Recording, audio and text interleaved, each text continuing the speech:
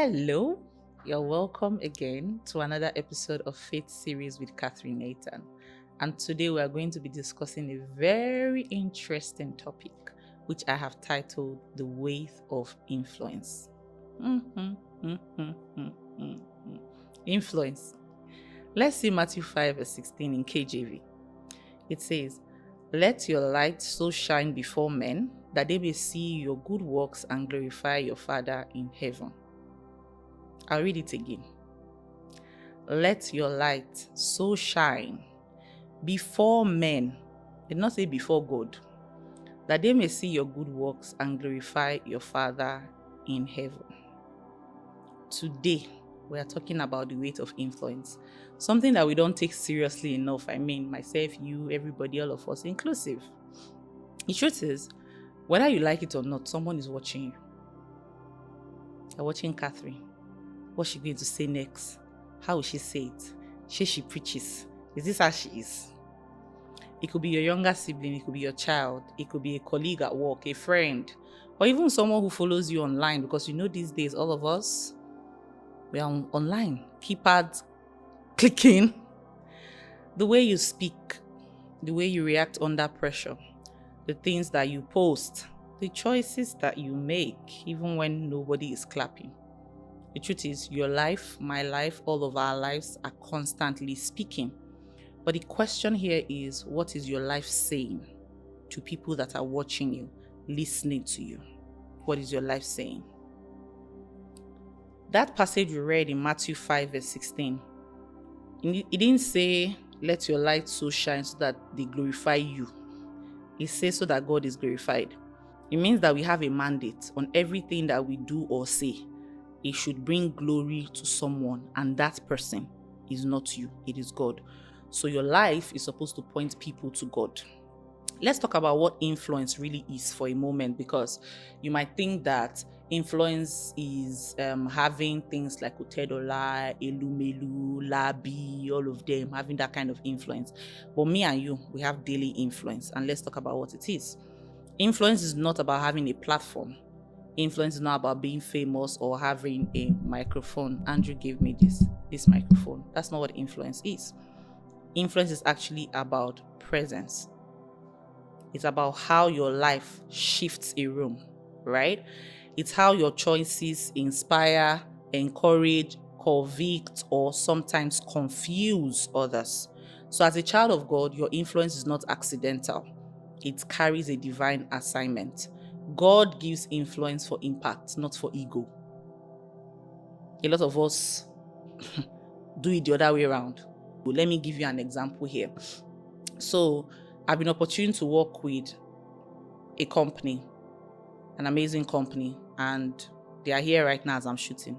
Let's call their brand names Travigo. I've worked with Travigo, Labi, Williams, I've worked with all of them. And then I need to get something from somewhere, having worked with them. Because of the business relationship, and of course the laughter and everything that has been built over time, if I call Labi and say, oh, I don't know, I'm looking for somebody that works in CNN, long after maybe our contract has expired or something, and Labi has somebody, she's not going to hold on to that contact and say, what do you need the contact for? And now turn to all these vendors that are selling China contacts online for 2 million. She's not going to do that. She's going to give me the contact. Why? Because of relationship. Now, let's take it a step further.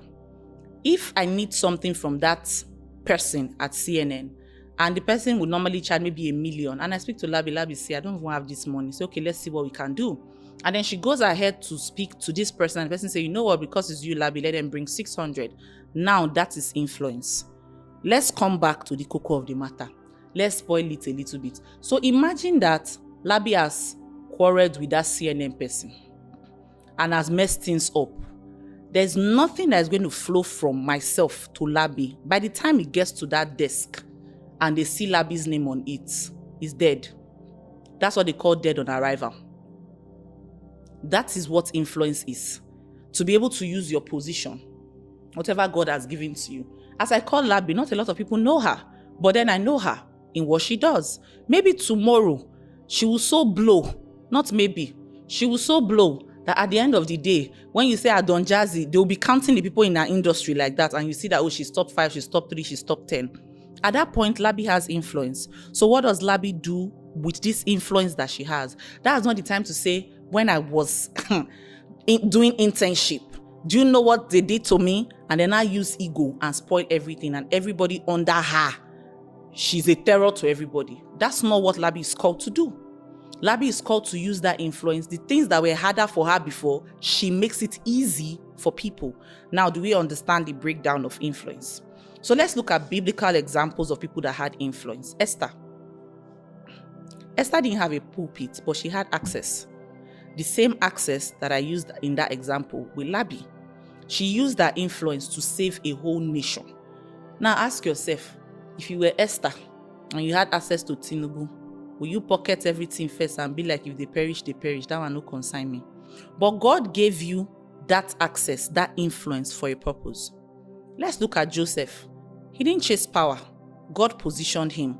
He didn't go into Potiphar's house seeking to become prime minister or whatever. He didn't do that. He was simply there to serve. But God positioned him, and through his influence, generations were preserved from famine. Now let's look at Jesus, my brother, your brother. He influenced 12 ordinary men. Leave everything and follow me, and they follow. If it happened today, they will say, they have jazzed you. They use juju on you. Somebody just open mouth and tell you, and you too, you leave your photography, Andrew, and you follow the person. Did they jazz you? Jesus was able to influence ordinary men, 12 ordinary men. And through them, the world was transformed. Now, none of them used their influence for selfish gain. None. Not one of these people I mentioned. They used it to serve others and to glorify God. So the truth is, your life is someone's direction. Not everybody has it put together. When they see you and the things you casually say, does it speak life? Those things you just throw around. You're having a conversation with somebody and you just throw words around, even though you know that you don't mean them. But that's not what we're talking about here. You said it is that you said it. It has been said. The word has gone out. Sometimes you are the only Bible that someone will read. They might not go to church. They might never step their foot in a church. But then they will see you and say, no, if not that bros Andrew, no, forget him, leave him. That guy, he know what thing they do. You are the only Bible. You don't rubbish God's name in the workplace. Influence has been given to you, so all your subordinates, they are trash. You talk down on people. No, that's not what we are called to do. Now, we are called to even forgive. We are called to teach forgiveness. We are called to teach somebody about grace. It's the same way a father will pass on wisdom to his children. That is what God has called us to do. The way that you may stay honest will teach somebody about integrity. The way you forgive will teach somebody about grace. The way you trust God in hard seasons will teach somebody about faith. And you don't have to stop there. You need to go a step further by teaching the word and spreading the word. You might be the reason that someone starts praying again. You might be the reason someone believes it's even possible to love Jesus after all that they have done.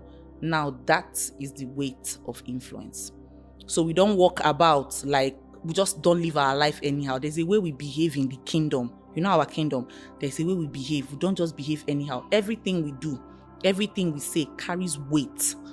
And it's not pressure. It's not pressure. There's a difference between pressure and responsibility. A prince in the kingdom or a king cannot go about just doing nonsense. The weight of that kingdom lies on his shoulders. So he's responsible for it, not pressured. It is not fear. You don't have to fear this responsibility, this weight of influence. It is actually stewardship, right? Let's look at Romans 14 verse 13. And it says here, therefore, let us not judge one another anymore, but rather resolve this, not to put a stumbling block or cause to fall in our brother's way. So what that means is, don't do things that will make people even doubt I want heavy English word now. Don't do things that will make people even doubt that God exists. I didn't find the heavy English word. Don't do things that will pull people away from God. That is what we're talking about. That is what Romans 14 verse 13 is saying. Let's look at 1 Timothy 4 verse 12. It says, let no one despise your youth, but be an example to the believers in the word, in conduct, in love, in spirit, in faith, and in purity. Notice that I did not say, Example in what you say, how you live, how you love, and how you believe. Influence is not announced. So when you gossip, somebody learns that it is normal to gossip. They bring somebody's matter, you dissect the person from head to toe.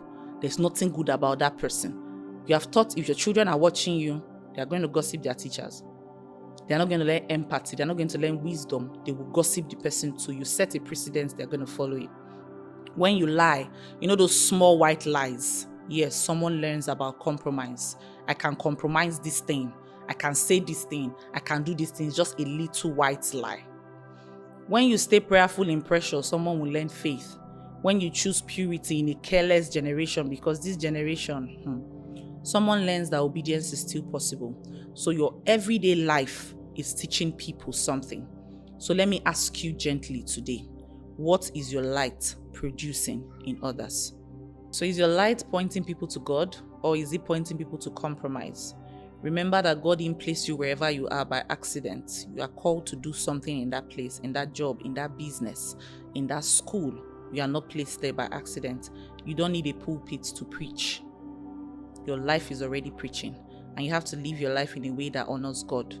People will see it, and they will glorify your Father in heaven, which is at the end of the day our end goal.